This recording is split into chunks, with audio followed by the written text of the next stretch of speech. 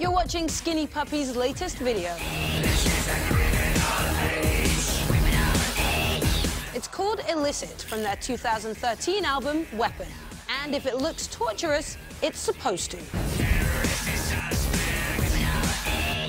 What you're seeing was inspired by American soldier Terry Holbrooks Jr., who was a U.S. Army guard at the Guantanamo Bay detention camps in Cuba from 2003 to 2004. Terry was ordered to go over to Cuba after a 2-week training session in conditioning on how to deal with Muslims and terrorists. One of the interrogation techniques Terry says he witnessed was torture by music, a technique where tracks are played for hours at deafening volume to disorient prisoners.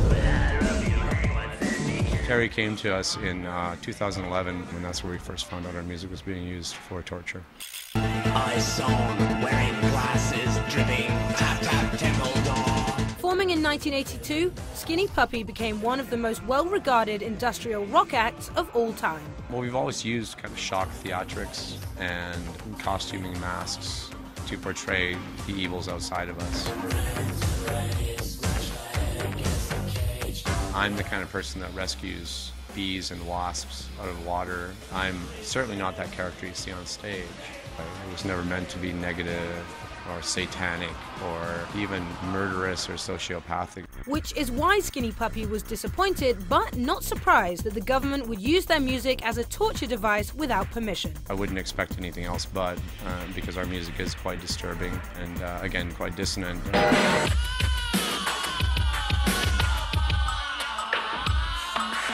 Of course, music being played on repeat at deafening levels during the interrogation of prisoners is nothing new.